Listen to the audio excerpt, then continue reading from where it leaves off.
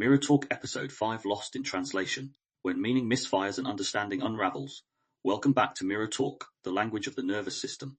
If you've been walking with us through this journey so far, from the first word to the silent treatment, through the apology loop and last episodes you never listen, then you already know.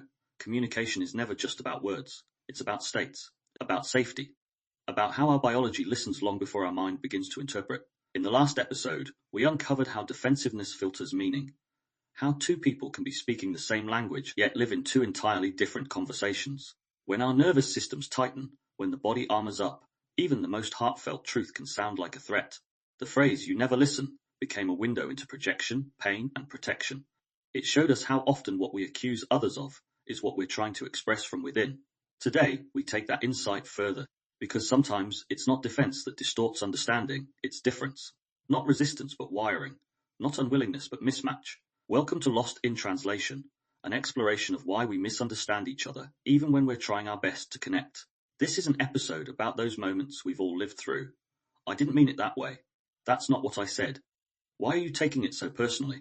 Or the silent ache after a conversation that should have gone well, yet somehow left both people feeling a little more alone. It's easy to mistake misunderstanding for malice, to assume that if someone doesn't get us, they're unwilling. But what if miscommunication isn't a character flaw, but a nervous system phenomenon? What if every conversation is, in truth, a kind of translation? A subtle decoding between two bodies, two histories, two perceptual worlds, each with its own grammar of safety and belonging? When meaning breaks down, we tend to double down, explain harder, talk louder, retreat faster. But communication isn't a one-way export. It's co-authorship. It's co-regulation. It's the art of meeting another person's state, not just their sentence. The myth of shared meaning. We grow up believing language is shared, that if two people speak English, they understand each other. But shared vocabulary doesn't guarantee shared semantics. The same word can carry different emotional charges, depending on who's speaking and who's listening. Fine, I'm okay, sure. These words can be bridges or barriers, depending on tone, timing, and context. Each nervous system comes with its own dictionary of survival. Our histories shape our hearing. A gentle reminder might sound like criticism if we were raised around control. A boundary might feel like rejection if we were raised to appease. A pause might feel like punishment if silence once meant danger. We hear not only through our ears, but through our memories, through attachment templates, through the nervous system's ancient translators of safety and threat. The mirror linguistic hypothesis tells us that every act of speech is also a reflection, an echo of inner architecture. We don't just send messages, we broadcast our internal states. Tone, prosody, and pacing all reveal how safe we feel. The nervous system language framework adds, we speak from our current physiology. The body's chemistry determines whether we're fluent in curiosity or confined to defense. Together, these theories remind us, miscommunication isn't always a failure of intellect or intention. Often, it's a mismatch of embodiment. When words wander, have you ever said something with love, only to watch it land as judgment, offered honesty, and been accused of cruelty? Tried to soothe, and somehow made it worse. Fight speech, clipped tone, accelerated pace, declarative grammar. Sentences end sharply, intonation rises in challenge. The fight state translates urgency as honesty, bluntness as integrity. To another nervous system, this can sound harsh, controlling, or unyielding. Flight speech, hurried, tangential, over-explanatory. The speaker escapes conflict by outrunning silence. Words spiral, qualifiers multiply. I didn't want to upset you. To the speaker, this feels like clarity. To the listener, it can feel evasive or disorganized. Freeze silence. Speech collapses into stillness. Sentences fragment, voice softens, eyes lose focus. The body withdraws from relational exchange. To the speaker, this is survival. To others, it may appear cold, disinterested, or withholding. Fawn echo. Tone mirrors the other, syntax softens into submission. Words agree before thought arrives. You're right. I see what you mean. Known. The speaker maintains peace at the cost of self-expression. To them, it's safety. To others, it may seem dishonest or disengaged. Each dialect is a map of past adaptation. None are moral failings. They are embodied grammars learned under pressure. But when these dialects meet, translation errors abound. A fighter's directness can feel like an attack on a freezer. A fauner's appeasement can read as manipulation to a fighter. A flyer's verbosity can overwhelm a listener seeking stillness. What one calls clarity, another calls criticism. What one calls honesty, another calls hostility. What one calls space, another calls abandonment. And so, even honest words can fracture into fragments of misunderstanding. State-based semantics. In linguistics, semantics refers to meaning. In nervous system language, state-based semantics describes how emotional regulation shapes interpretation. The same word carries different emotional valence depending on physiological state. Consider the phrase, "We need to talk." In a regulated state, this may register as an opportunity for connection, an invitation to clarity. In an anxious state, it may signal impending conflict, an echo of past rejection. In a shutdown state, it may trigger dissociation, a cue to withdraw. In a fawning state, it may summon self-blame, an immediate rush to appease. The phrase itself is neutral. The state supplies its semantics. The mirror linguistic hypothesis reframes this. Meaning is co-authored between speaker and listener. Language is a shared mirror. What reflects is a composite of two inner worlds. When those worlds vibrate at different frequencies, distortion occurs. The phrase bends, tone fractures, and both walk away believing the other didn't listen. They did. They just heard in different languages. The physiology of perception polyvagal research shows that our capacity for neural receptivity, openness to social cues, depends on vagal tone. When calm, the ventral vagal pathway fosters connection. The middle ear muscles tune to human frequencies. Facial muscles engage in micro-expressions, and vocal tone softens. When a threat arises, this system retracts. The middle ear detunes, the voice tightens, the gaze narrows. Literally, we become less able to hear the melody of another's speech. We're not being stubborn, we're physiologically misaligned. In other words, we don't just misinterpret under stress, we misperceive. The empathy divide social cognition research calls this the empathy gap, or double empathy problem. Damian Milton, 2012. It challenges the outdated notion that one group, typically neurotypicals, possess empathy and others lack it. In truth, empathy is a bidirectional translation. When two people share similar neural grammars, communication flows intuitively. When their wiring diverges, translation effort increases. Misfires aren't signs of indifference, they're artifacts of difference. So what one person experiences as blunt honesty may register to another as emotional insensitivity. What one experiences as gentle hinting may register as vagueness or avoidance. In a neurodiverse dialogue, both parties may be caring, yet neither feels cared for. Not because compassion is absent, but because compassion is coded differently. Literalism and implication literalism isn't coldness, it's clarity. For some, the world makes sense through specificity. Ambiguity feels unsafe. When asked, "Do you want to hang out later?" they might respond, "At what time? Where? For how long?" This isn't rigidity, it's regulation. Predictability grounds their nervous system. By contrast, a person wired for subtext might interpret such questioning as resistance. "Why so many details? Don't you want to see me?" They hear interrogation, not preparation. Likewise, indirect speech. "Maybe we could do something later," may feel natural to one, but confusing or misleading to another. The gap widens not because one side is careless, but because their linguistic safety cues differ. One finds security in clarity, the other in courtesy. Emotional coding. Our wiring not only shapes semantics, but it also shapes effective expression. Some neurotypes show emotion through precision, a steady voice, measured tone, and analytical empathy. Others express through modulation, vocal warmth, gesture, and prosody. In the mirror linguistic hypothesis, we call these affective dialects. Both convey care, but through distinct acoustic signatures. A monotone apology might feel insincere to a prosodic listener, yet to the speaker, restraint signals respect, emotion controlled to avoid escalation. Conversely, an emotive outpouring might feel overwhelming to someone whose nervous system equates intensity with instability. Once again, it's translation, not betrayal. The semantics of safety. If we trace deeper, we find that beneath these differences lies a shared pursuit. Safety through understanding. For neurodivergent communicators, predictability, directness, and truth-telling serve as anchors, and clarity regulates. For neurotypical communicators, nuance, diplomacy, and rhythm serve as harmonizers, and empathy regulates. Each builds safety from what their system recognizes as coherence. But coherence is contextual. The phrase "we'll see" might mean no in one dictionary, maybe in another. Yes, if conditions allow in a third. Without mutual calibration, assumptions flood the space where curiosity should live. The nervous system language framework encourages us to ask not only what was said, but what did the speaker's body need this phrase to mean?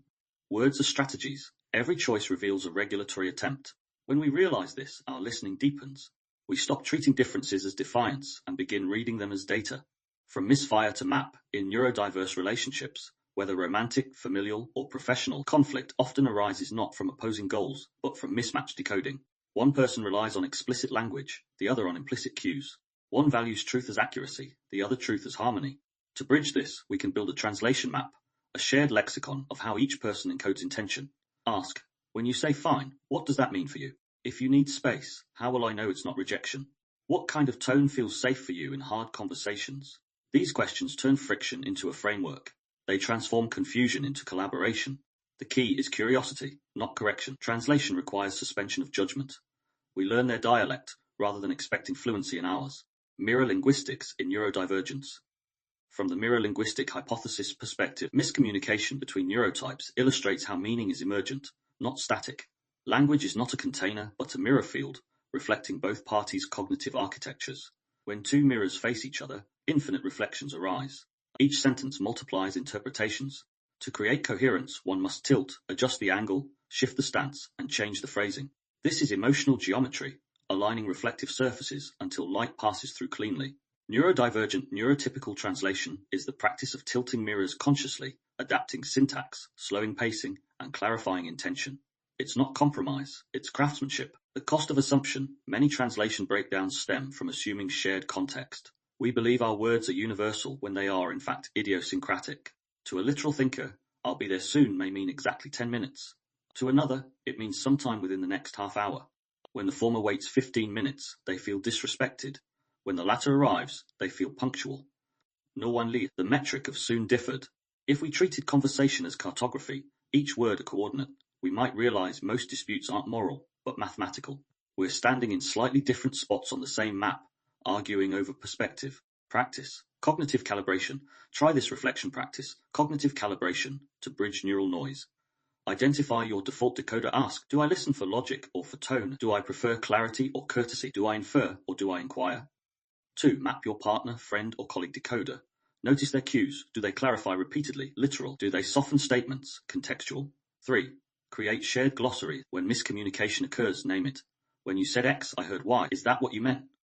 These micro-calibrations build meta-linguistic trust, the awareness that both are trying to understand, not to win. 4. Slow the translation loop. Misunderstandings accelerate under stress. Pause, paraphrase, breathe. Curiosity lengthens the window for accurate decoding, and silence acts as a co-regulation cue, telling members, you belong, stay small, speak truth, keep peace. These cues aren't arbitrary, they're adaptive. In societies shaped by scarcity or instability, harmony becomes survival, so indirectness soothes. In societies shaped by abundance or mobility, autonomy becomes safety, so directness reassures. This is why one nervous system calms through conciliation, while another calms through confrontation. Each is fluent in its own cultural nervous system language. Syntax as survival code language is a fossil record of collective survival. Every idiom carries history, not just words, but wars, migrations, and traumas. A phrase like keep your head down may sound submissive in one lexicon, but wise in another, born under surveillance. Speak your truth may ring liberatory in one culture, reckless in another where truth once carried a death sentence. Mirror linguistic hypothesis shows us that words are mirrors. The nervous system language reminds us that safety scripts shape sound. Together they reveal what we call communication style is often regulation strategy. So when meaning misfires across cultures, it's not ignorance, it's nervous systems negotiating different safety codes. High context and low context cultures. Anthropologist Edward T. Hall described two major syntaxes of meaning. High context cultures, Asia, the Middle East, Africa, and Latin America, rely on implicit meaning, tone, relationship, and ritual. Words whisper. Context shout. Low context cultures, Western Europe, North America, Australia, rely on explicit meaning, clarity, logic, and directness. Words shout. Subtext whisper. Through nervous system language, we can read these not as opposites but as regulatory languages. High context speech soothes by maintaining harmony. Low context speech soothes by minimizing ambiguity. Both are valid vocabularies of safety. Through the mirror linguistic hypothesis, we see each as a mirror reflecting its civilization's nervous system. One trained to preserve face, the other to pursue fact. When they meet, translation falters, not because words are wrong, but because safety feels different. Silence has syntax. Silence too speak. In some lexicons, silence says, I'm listening. In others, I'm leaving. The mirror linguistic hypothesis interprets silence as unspoken syntax, the space where meaning gestates. The nervous system language interprets it as somatic punctuation, a pause that signals state, calm, freeze, reverence, withdrawal. Before we assume what silence means, we ask, what nervous system is speaking here? What safety code is this quiet keeping? When we misread stillness, we mistranslate intention. Hierarchy, harmony, and honor-cultural syntax encodes power grammar, how authority and equality sound. In collectivist settings, hierarchy is harmony. Titles and deferential tone maintain balance. In individualist settings, hierarchy is hazardous. Tone must flatten for fairness. The same phrase, yes sir, may soothe one nervous system and sting another. Each response is somatically honest, a mirror of what respect feels like to that body. Mirror linguistic hypothesis reminds us Tone reflects truth as much as words do. Nervous system language clarifies. Prosody is physiology. When safety shifts, sound follows. Generational translation culture evolves across time like a living lexicon. Each generation rewrites its emotional syntax, the phrases of pride, pain, and politeness. Older generations equate restraint with respect. Younger, expression with authenticity. Neither is wrong. Both are responding to different worlds. This is temporal nervous system language. Nervous systems adapting their grammar to shifting conditions. Each "why don't you speak up?" or "why can't you be quiet?" is a cross-epoch translation test. Emotional idioms. Every culture carries emotional idioms, phrases that regulate feeling without naming it. I'm fine.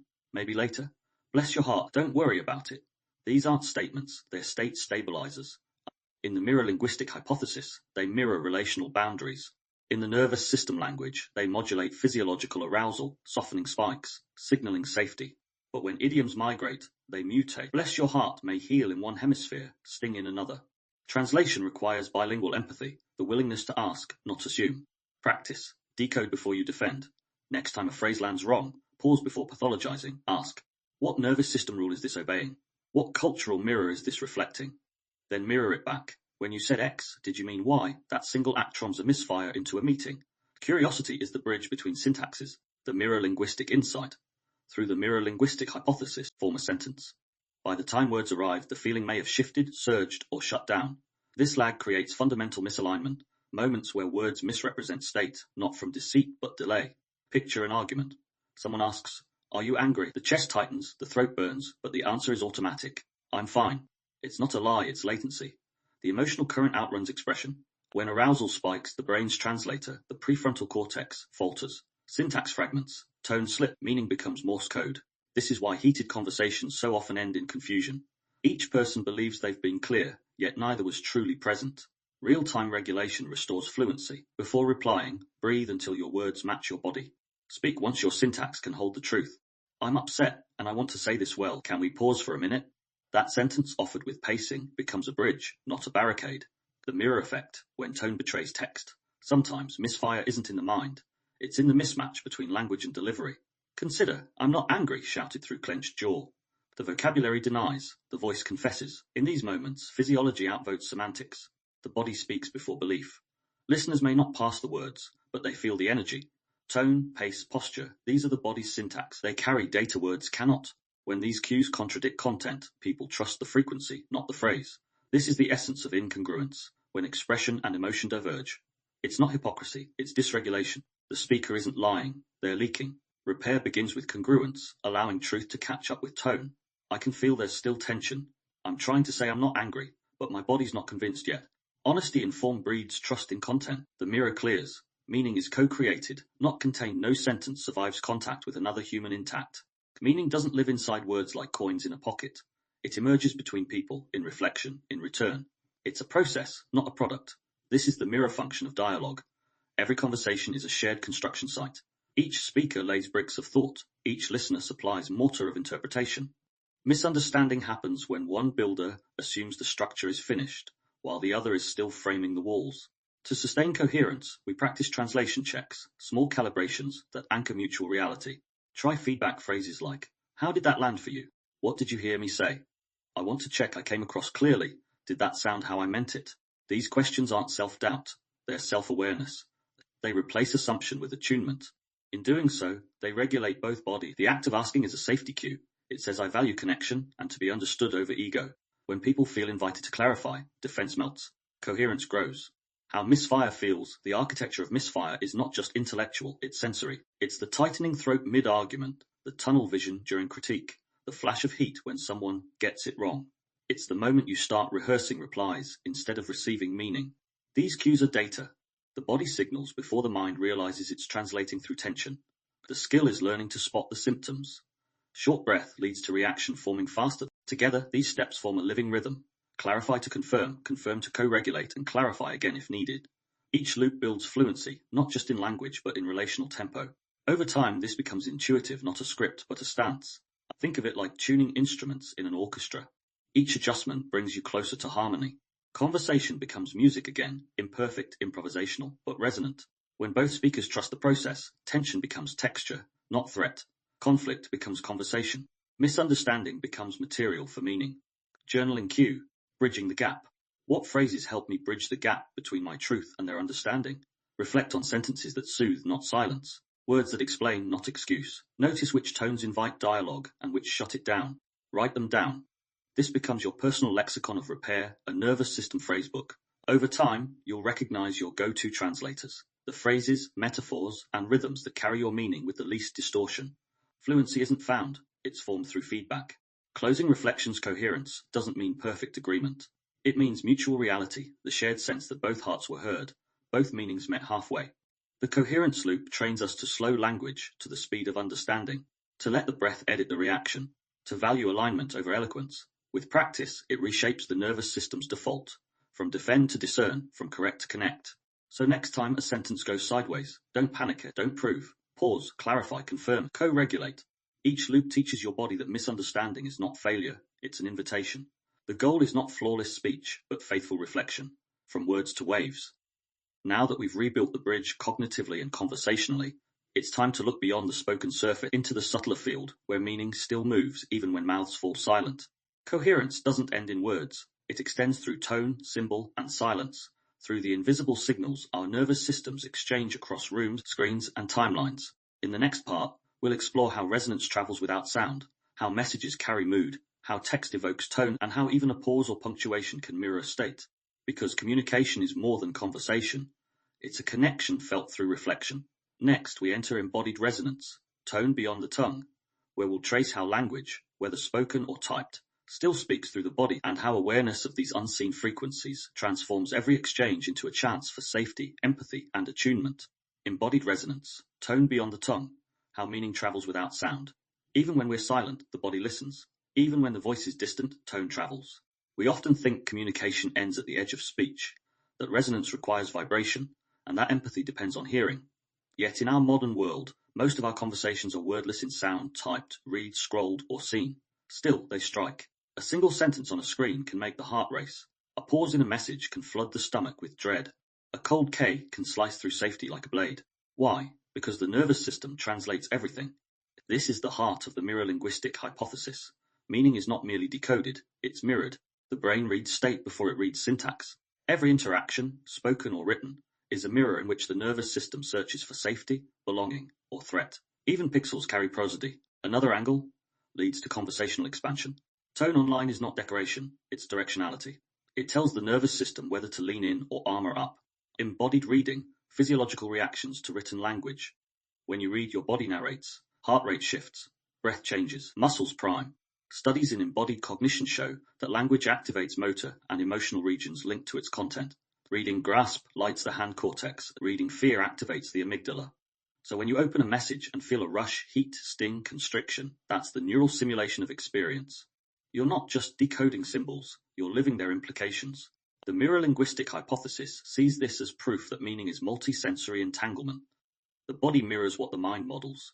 Therefore, to write or speak consciously is to code compassion directly into physiology. We don't merely send words, we sculpt state practical awareness, calibrating tone across different mediums. So how do we speak safety in silence? Some principles. Slow down before sending. Regulate first. The body writes through the hands. Check the echo. Read your message aloud. Feel its rhythm. Replace reaction with revision. If emotion floods, pause. Clarity follows calm. Use explicit empathy. Words like I understand, I appreciate, or I hear you restore warmth. Acknowledge absence. If delayed, name it. Silence without context breeds fear. You can also create feedback loops in text. How does that sound to you? Did that come across okay? These reintroduce co-regulation, reminding both parties that translation is shared. In doing so, digital communication becomes not a distortion of dialogue, but an evolution of empathy. The nervous system never logs off. Your body is always online. Even when the phone is down, the conversation continues, replayed, reinterpreted, reframed. This persistence is not pathology. It's the proof of resonance. The connection leaves a chemical echo. Each word you send, each silence you sustain, writes into the other's state and into your own. This is why digital hygiene matters as much as digital literacy. To speak through screens is still to touch through tone. Every message is a mirror, every response a reflection. From digital to dialectical safety. We've now traced resonance from breath to bandwidth, from the voice's vibration to the text's tension. What emerges is clear. Communication is energetic before it is semantic. Safety, sincerity, and presence are not bound by sound. They're mirrored through meaning, carried in coherence. Next, we'll close this episode by weaving it all together, exploring how to cultivate understanding not as a reaction, but as a rhythm. Because Lost in Translation isn't just about misfire, it's about remembering that every message is a meeting place, and every mirror, a chance to see again. From misfire to meaning, misunderstanding is not failure, it's feedback. Every misfire is a map, a small flare revealing the spaces between us that still need translation. When meaning collapses, we're given a choice, defend or discern. One path builds armor, the other builds awareness. And when awareness becomes practice, when we breathe before replying, clarify before concluding, confirm before correcting, coherence takes root. Today we trace the architecture of misfire, how our words drift, distort, and divide, how state, syntax, and story shape the messages we send and the meanings we make. But we also discovered the tools to rebuild understanding in real time, to clarify, confirm, and co-regulate until conversation becomes calibration, not combat. Then we widen the lens beyond voice and proximity into the subtle dimensions of resonance, how even digital language carries emotional frequency, how every word on a screen still speaks to the body, and how tone, whether heard or imagined, translates safety long before logic does. If you take one truth from this episode, let it be this. Meaning is a mirror, not a monologue. No one owns understanding. It's co-created through patience, presence, and a willingness to see where translation faltered. When we stop treating conversation as competition, misfires become alignment. We begin to hear not just the sentence, but the state behind it, not just the content, but the call for connection. And slowly, through reflection and repair, we remember, every phrase has a frequency, and every silence, a signal. Listening deeply isn't about perfect interpretation. It's about staying in resonance long enough for clarity to emerge. Integrative reflection. Ask yourself, where does misunderstanding live in my life, and what does it mirror? Which tones or texts still echo in my body unresolved? What happens when I approach conversation as collaboration, not confirmation? Awareness begins in noticing. Integration begins in repetition. Each time you choose curiosity over certainty, you train your nervous system to interpret not just what is said, but how it's said and who is trying to speak through it. Because the language of safety is not perfection, it's presence, the mirror of meaning. Thank you for reflecting with me today. Mirror Talk isn't about mastering speech. It's about discovering the nervous system beneath your sentences. Together, we're learning how to listen not just with our ears, but with awareness, how to translate tone into trust and misfire into meaning. As you move through your week, notice where understanding falters, in words, in pauses, in messages that linger longer than they should. Each of these moments is an invitation to slow down, soften, and see what's really being said, beyond the literal, beneath the logic. And remember, misunderstanding is not a verdict. It's an unfinished translation. In the next episode of Mirror Talk, Word Wounds, we'll explore the deeper scars left by speech itself, how criticism, contempt, and careless phrases imprint the body, shaping our sense of worth and safety. We'll trace how tone becomes trauma, and how to rewrite those echoes through conscious language and compassionate repair. Sometimes, it's not the silence that hurts, it's the words we learn to fear. And healing begins by learning to speak differently to the self. Those words are created. Until next time, speak slowly, read kindly. Listen and feel for the tone beneath the text. And wherever you find misunderstanding, meet it like a mirror, not to judge, but to see yourself seeing. You've been listening to Mirror Talk. I'm James Miller.